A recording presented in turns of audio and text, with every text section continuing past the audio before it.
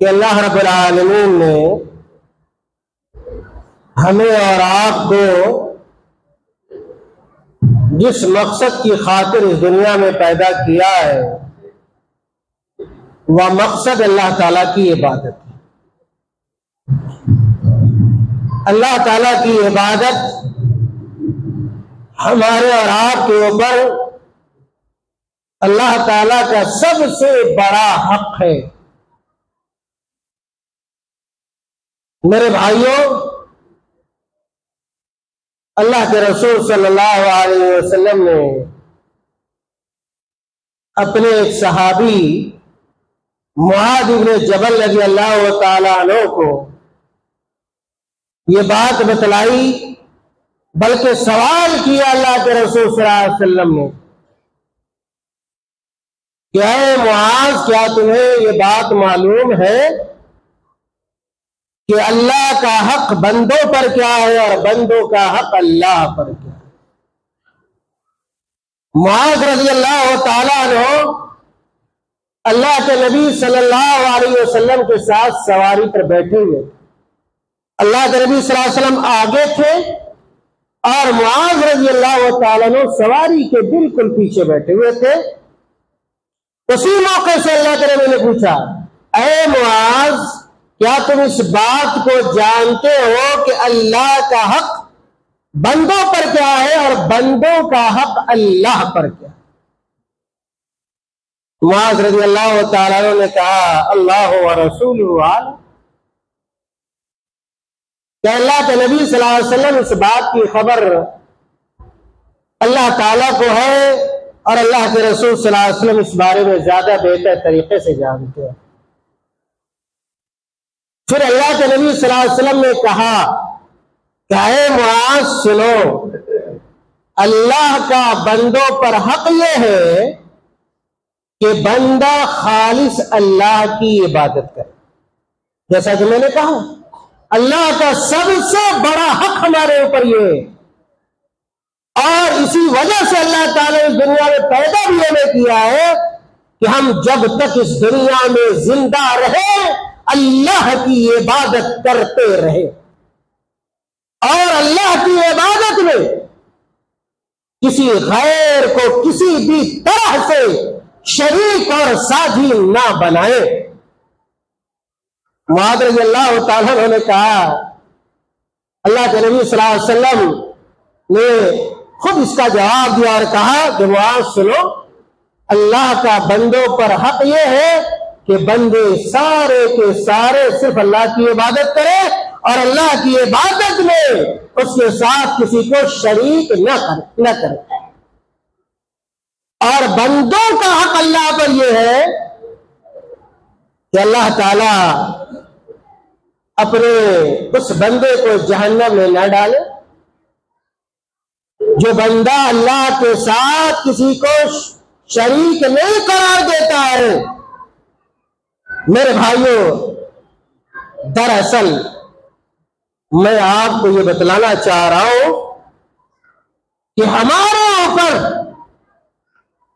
بہت سارے حقوق ہیں جو اللہ تعالی نے عائد کیے ہیں، اور ان حقوق میں سے سب سے بڑا حق اللہ تعالیٰ کا ہے، اور وہ حق یہ ہے کہ ہم جب تک اس دنیا میں زندہ رہے، جیسا کہ قرآن میں اللہ تعالیٰ نے کہا وَاعْبُدْ رَبَّكَ حَتَّى يَأْتِيَكَ الْيَقِينُ، اللہ تعالیٰ نے کہا وَاعْبُدْ رَبَّكَ حَتَّى يَأْتِيَكَ الْيَقِينُ۔ اے میرے بندو سنو، اللہ کہہ رہا اے میرے بندو سنو، تم اپنے رب کی عبادت کرتے رہو یہاں تک کہ موت نہ آ جائے۔ گویا موت تک ہمیں اور آپ کو اللہ تعالی کی عبادت کرنی ہے۔ یہاں پہ تھوڑا سا رک جائیے اور اپنا محاسبہ کر لیجیے، اپنے سینے کے اوپر ہاتھ رکھ کر سوچ لیجیے، غور کیجیے کہ اللہ تعالیٰ نے اس دنیا میں ہمیں اپنی عبادت کے لیے پیدا کیا اور ہم کر کیا رہے ہیں؟ کیا ہم اللہ تعالیٰ کی عبادت کرتے ہیں کیا آج ہم نماز کا اہتمام کرتے ہیں جو مسلمان ہونے کے بعد سب سے بڑی اسلام کی نشانی اور پہچان؟ آج ہماری مسجدیں آواز دیتی ہیں، صدا لگاتی ہیں، مسجد سے اذان کے کلمات بلند ہوتے ہیں، مؤذن کہتا حیا علی الصلاۃ، اے لوگوں، اے بستی والو آؤ نماز کے لیے آؤ، اے مرلی والو آؤ نماز کے لیے آؤ۔ یہ 5 وقتوں میں یہ مؤذن آواز لگاتا ہے۔ کتنے تو ایسے لوگ ہیں کہ اذان کا معنی بھی نہیں جانتے، اذان میں کہا کیا جا رہا ہے۔ مؤذن کہتا ہے حیا علی الصلاۃ، اس کا معنی یہ ہوتا ہے کہ آؤ لوگوں نماز کی طرف آؤ۔ مجھے تو لگتا ہے کہ آج کے لوگوں سے شیطان زیادہ سمجھتا ہے، اور جب اذان ہوتی ہے شیطان ان باتوں کو سمجھ رہا ہوتا ہے، اس لیے بھاگ رہا ہوتا ہے۔ اور شیطان سے بھی گئے گزرے والے لوگ ہیں، شیطان سے بھی گئے گزرے والے لوگ ہیں جو اذان سنتے ہیں لیکن مسجد نہیں ہے۔ سارا کام کر لیں گے، سارا کام کریں گے، محنت والا کام، مشقت والا کام، دھوپ میں جلیں گے، بال بچوں کے لیے روزی روٹی حاصل کریں گے، اور یہ بھی عبادت ہے۔ لیکن ہمارے لیے نماز پڑھنا اتنا مشکل ہو گیا ہے، لگتا ہے جیسے پہاڑ ہمارے سر کے اوپر آ پڑا ہے۔ میرے بھائیوں، اگر آپ مسلمان ہیں تو آپ کو سوچنا ہوگا، آپ کو غور کرنا پڑے گا۔ مؤذن کہتا ہے حیا علی الصلاۃ، آؤ نماز کی طرف، آپ کو سارا کام چھوڑ دینا چاہیے، سارا کام چھوڑ دیجئے۔ دکاندار ہے، دکان پہ تالا لگا دیجئے، دکان کو بند کر دیجئے، گھریلو کام میں لگے ہوئے چھوڑ دیجئے۔ حضرت عائشہ رضی اللہ تعالیٰ عنہ کی حدیث نہیں سنی آپ نے؟ حضرت عائشہ رضی اللہ تعالیٰ عنہ جو آپ صلی اللہ علیہ وسلم کی زوجہ محترمہ ہے، بیوی ہے، کیا کہتی ہے؟ یہ کہتی ہے کہ جب اذان کی آواز آتی، اللہ کے نبی صلی اللہ علیہ وسلم میرے قریب ہوتے تھے، اور آپ کو پتا ہے اللہ کے نبی صلی اللہ علیہ وسلم سے پوچھا گیا کہ نبی اکرم صلی اللہ علیہ وسلم آپ کے نزدیک سب سے زیادہ محبوب کون ہے؟ سب سے زیادہ محبوب کون ہے؟ اللہ کے نبی صلی اللہ علیہ وسلم نے 3 مرتبہ کہا عائشہ عائشہ عائشہ، 3 مرتبہ پوچھا گیا، اور تینوں مرتبہ وہی جواب تھا عائشہ عائشہ عائشہ رضی اللہ تعالیٰ عنہا۔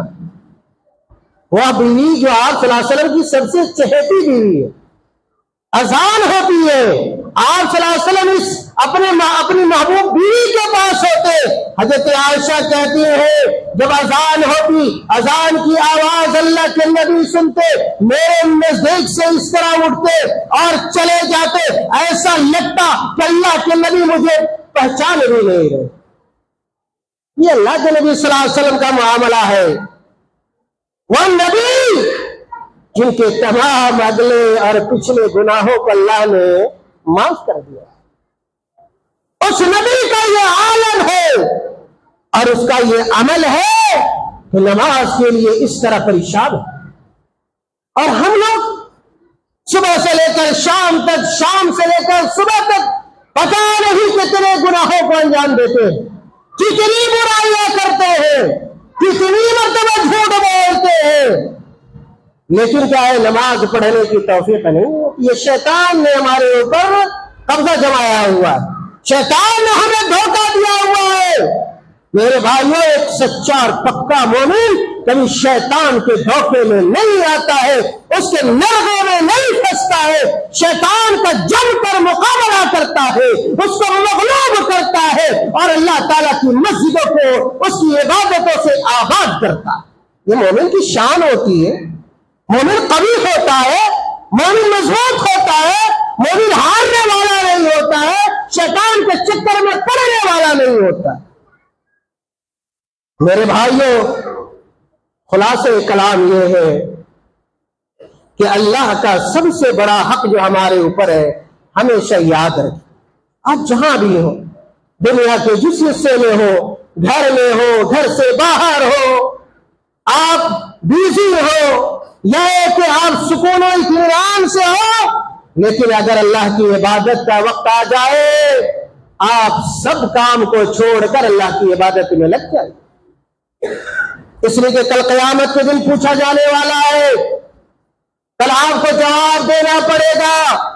آخرت میں اللہ تعالیٰ پوچھے گا آپ سے کہ تم نے ہماری عبادت کیا نہیں کی، جس مقصد کی خاطر ہم نے تم کو دنیا میں بھیجا تھا، پیدا کیا تھا، اس مقصد کو تم نے پورا کیا یا نہیں کیا ہے؟ میرے پاس کیا جواب ہوگا؟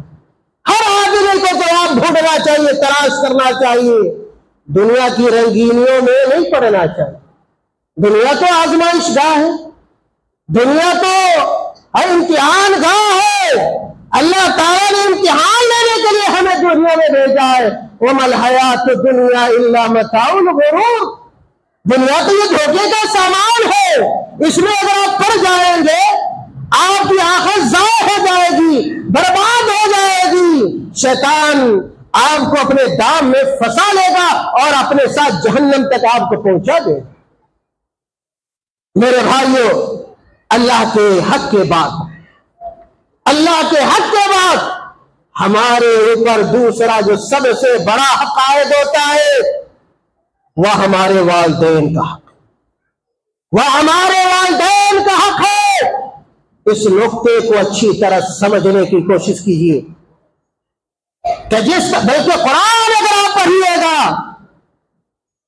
قرآن پڑھنے سے آپ کو یہ پتا چلے گا. میں کہا کرتا ہوں اپنے نوجوانوں سے، نوجوان دوستوں اور ساتھیوں سے، عام مومنوں اور مسلمانوں سے کہ اپنی زندگی سے وقت نکالا کرو.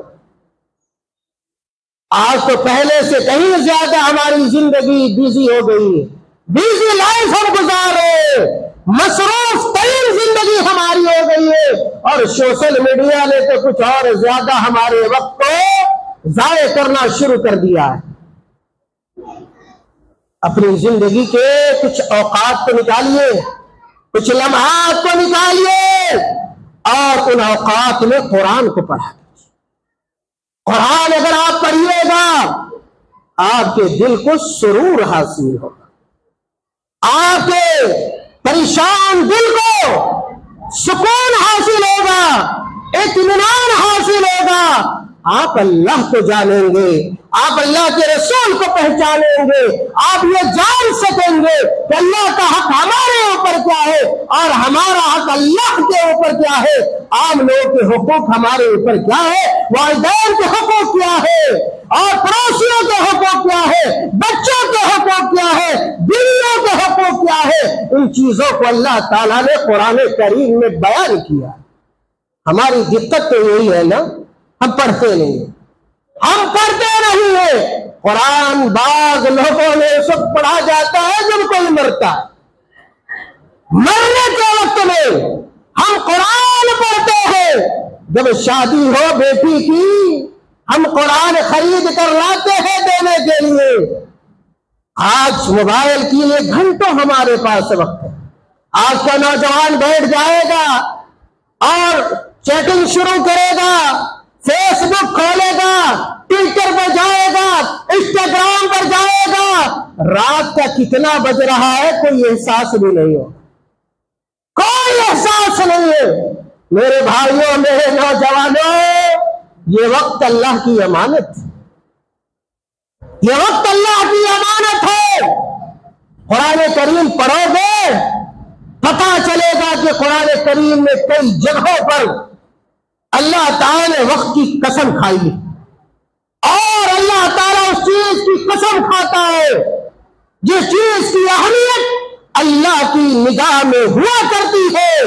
والعصر والضحیٰ واللیل، یہ سارے الفاظ آپ کو قرآن کریم کے اندر ملیں گے. یہ سارے وقت کو بیان کیا گیا ہے. اس لیے اگر اللہ نے آپ کو وقت دیا ہے، اگر اللہ تعالیٰ نے آپ کو فرصت دی ہے اور فراغت کے اوقات ہیں، تو ان اوقات کو ضائع نہ کیا کرو. ان اوقات کو معصیت اور گناہ کے کاموں میں نہ لگایا کرو. کل قیامت میں اللہ تعالی ہم سے اور آپ سے وقت کے بارے میں پوچھنے والا. میرے بھائیوں، میں دوسرا نقطہ یہ بیان کر رہا تھا کہ ہمارے اور آپ کے اوپر دوسرا بڑا حق جو ہے اللہ کے حق کے بعد وہ والدین کے حقوق ہے، والدین کا حق ہے. اسی لیے قرآن کریم میں اللہ تعالیٰ نے اپنے حق کے بعد والدین کے حق کو بیان کیا. اللہ تعالیٰ نے قرآن میں کہا وَقَضَىٰ رَبُّكَ أَلَّا تَعْبُدُوا إِلَّا إِيَّاهُ وَبِالْوَالِدَيْنِ إِحْسَانًا إِمَّا يَبْلُغَنَّ عِندَكَ الْكِبَرَ أَحَدُهُمَا أَوْ كِلَاهُمَا فَلَا تَقُل لَّهُمَا أُفٍّ وَلَا تَنْهَرْهُمَا وَقُل لَّهُمَا قَوْلًا كَرِيمًا. یہ قرآن ہے، یہ اللہ کا خطاب ہے، اللہ کا حکم ہے ہمارے لیے، آپ کے لیے. اللہ تعالیٰ کیا فرما رہا ہے ان آیتوں میں؟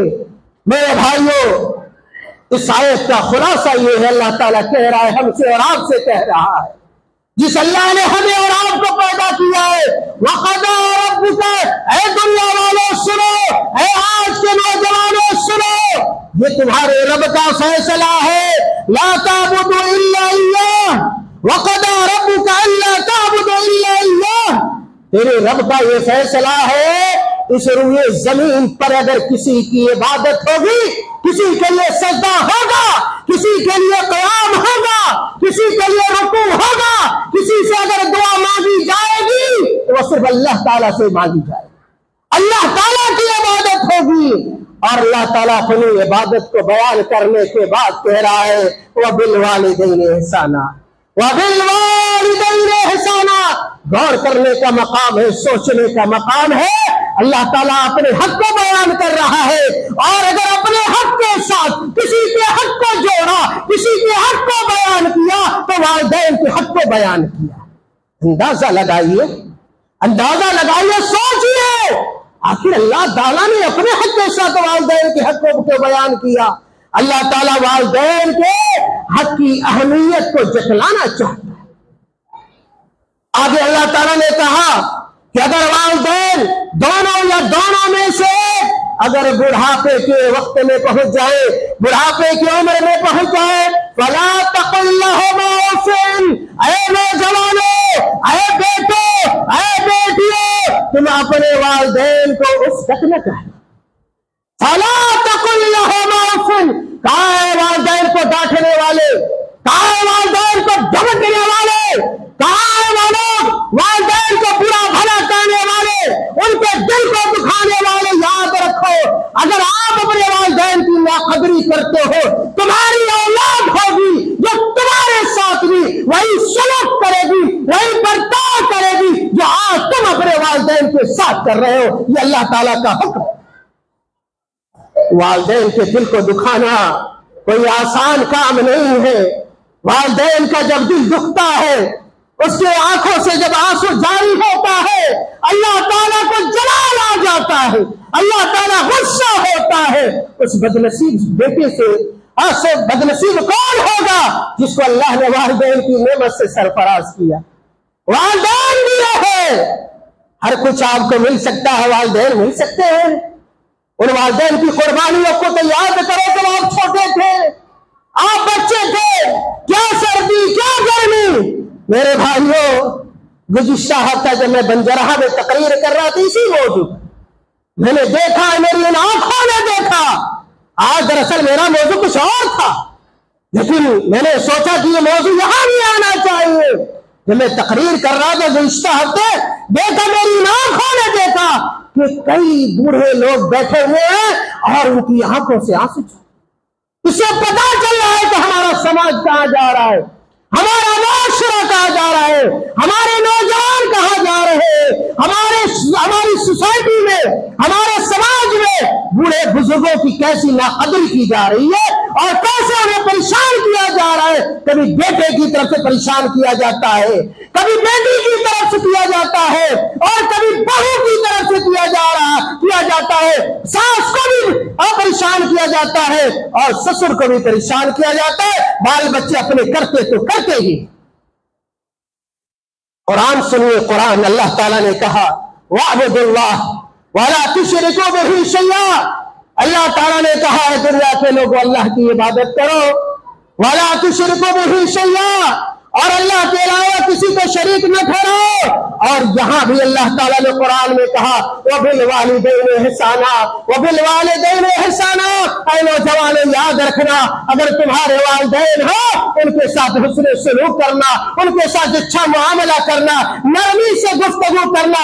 قولاً کریما، قرآن نے دوسرے مقام پر کہا قولاً کریما، نرم گفتگو کرنی ہے، زور سے نہیں بولنا ہے، ان کو ڈانٹنا نہیں ہے، ان کو دبکنا نہیں ہے، بلکہ اپنی ضرورتوں پر، اپنے بال بچوں کی ضرورتوں پر والدین کی ضرورتوں کو ترجیح دینا ہے، یہ اسلام کا حکم ہے۔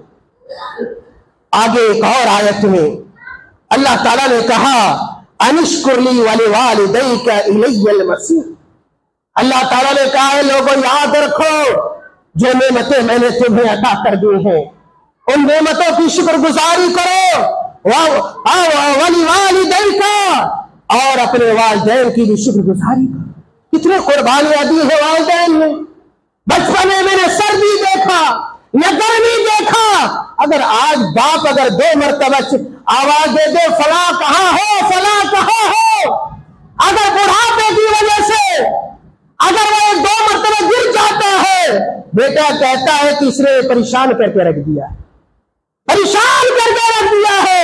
اس بیٹے کی بیوی کہتی ہے کہ ہمارا سارا گھر ان لوگوں کی وجہ سے جہنم بن گیا۔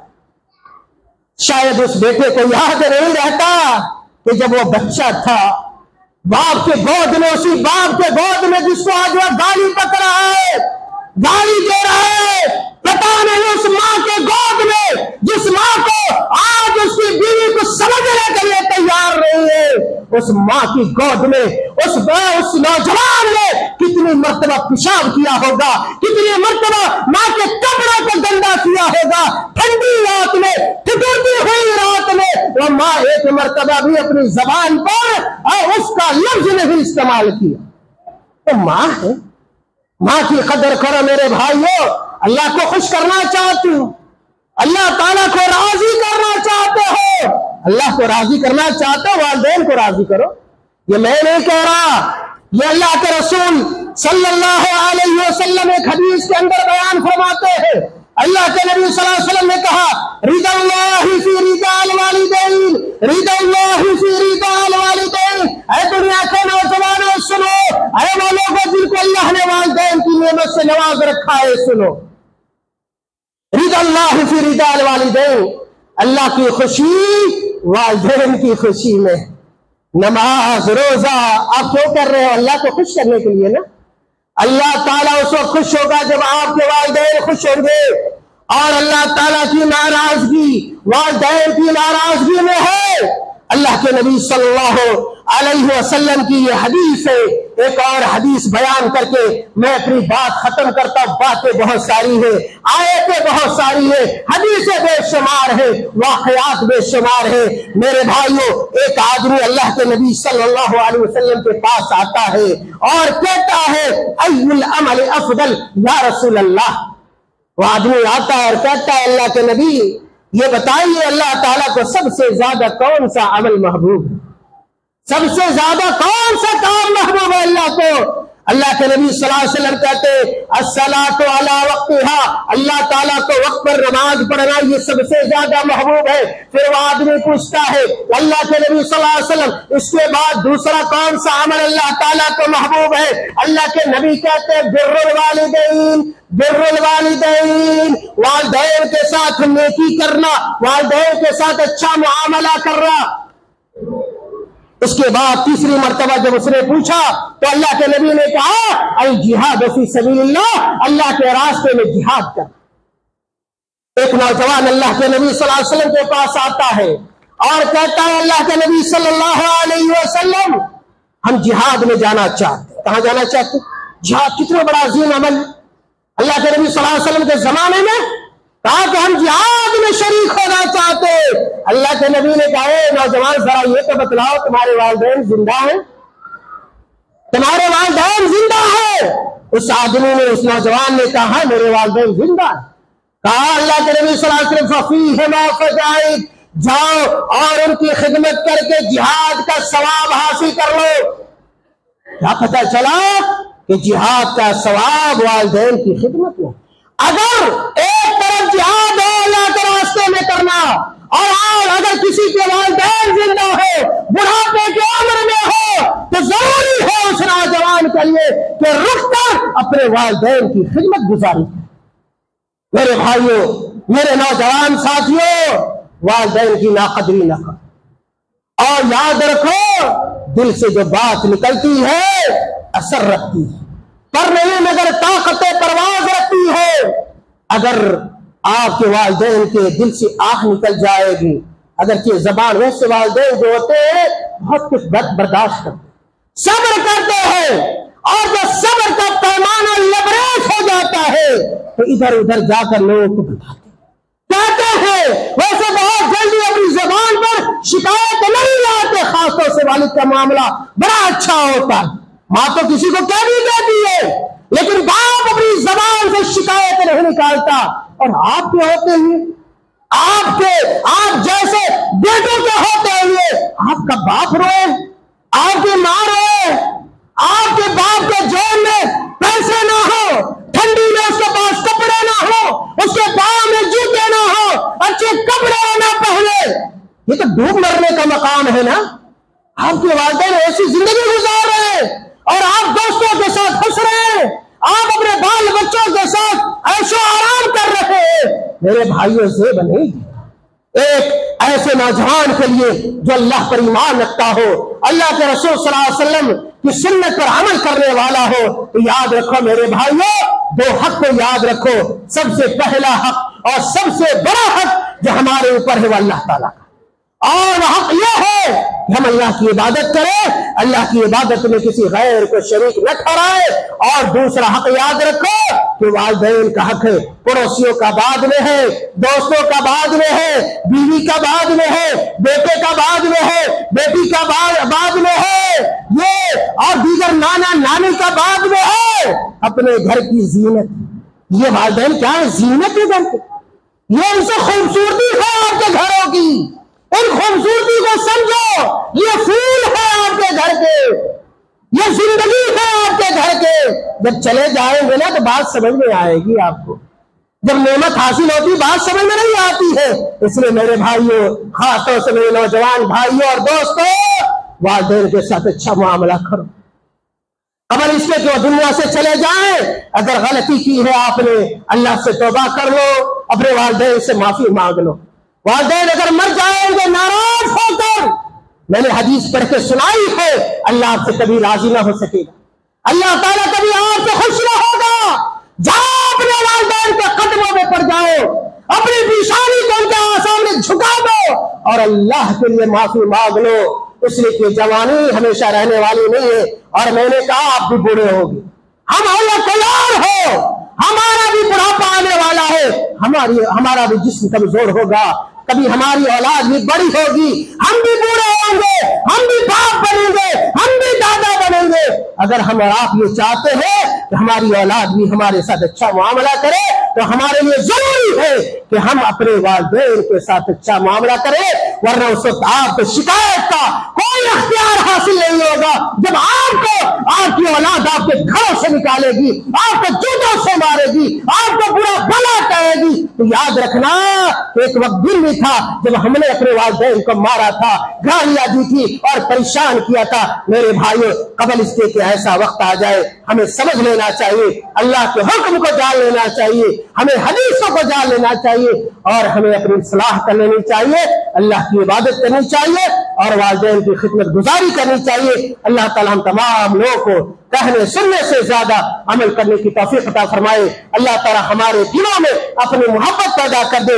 اللہ تعالیٰ ہم تمام لوگوں کو اپنے والدین کے ساتھ اچھا معاملہ، اچھا برتاؤ، حسن سلوک اور بہتر انداز میں پیش آنے کی توفیق عطا فرما دے۔ آمین۔ وآخر دعوانا ان الحمد للہ رب العالمین۔